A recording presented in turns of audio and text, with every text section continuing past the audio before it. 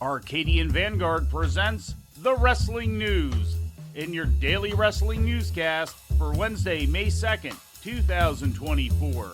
Good morning, I'm Mike Sempervive. We begin today with last night's AEW Dynamite broadcast live on TBS from the Canada Life Center in Winnipeg, Manitoba.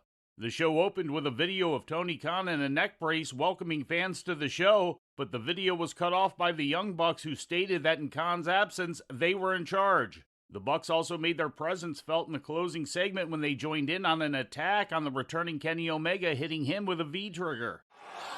Oh, no. Oh, no.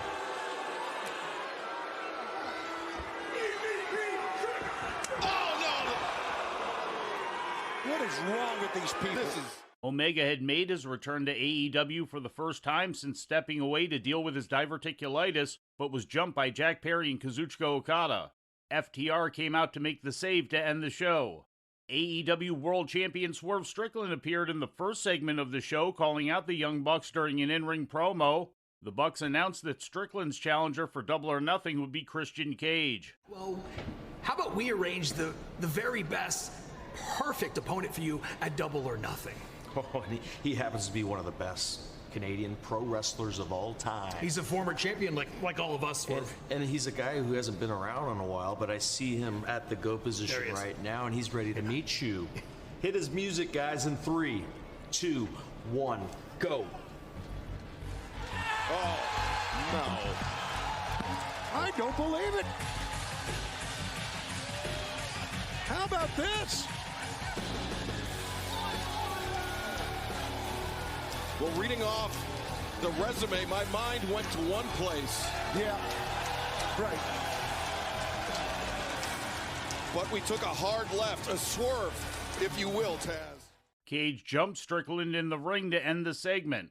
In title matches, Adam Copeland retained the TNT Championship over Buddy Matthews, and Chris Jericho retained the FTW Championship against Katsuyori Shibata thanks to interference from Big Bill. In other results, Serena Deeb defeated Mariah May when Toni Storm threw in the towel. Claudio Castagnoli beat Brian Cage by submission, and Samoa Joe squashed Isaiah Cassidy. Dynamite was immediately followed by AEW Rampage. In the main event, Willow Nightingale successfully defended her TBS Championship against Sky Blue in what was billed as a Manitoba massacre. In other results, Jay White pinned Dante Martin, and Kyle O'Reilly beat Rocky Romero.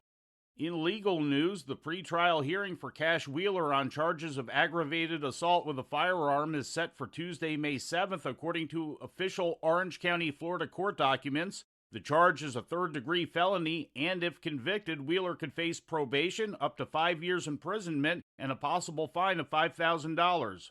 The official trial is set to begin May 20th.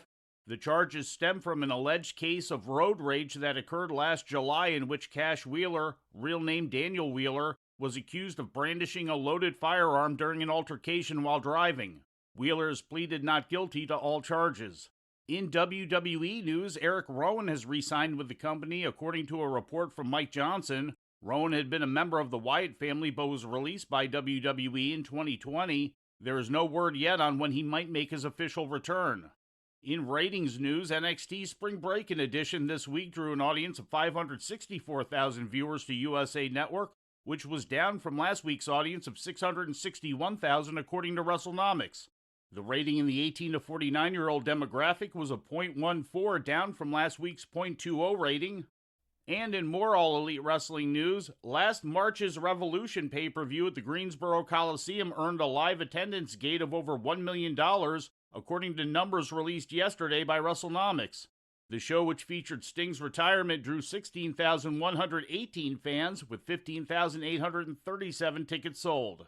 And before we leave you today, we'd like to remind you that however you consume your content, you can find the wrestling news 24 hours a day and 7 days a week across social media. On Twitter, follow us at Wrestling News AV. Our Facebook page is also Wrestling News AV. The Wrestling News can also be found on the Arcadian Vanguard YouTube page. And for those who utilize Amazon Echo devices, just tell Alexa to play the Wrestling News podcast. And remember to make sure you add podcast at the end. Once again, for daily updates, breaking news, and more, Follow the wrestling news across social media. And that's the news for today. If anything happens, we will be here to tell you about it. No clickbait, no paywall, just the wrestling news. The Wrestling News is a division of Arcadian Vanguard, and the Wrestling Newscast is a production of the Arcadian Vanguard Podcast Network.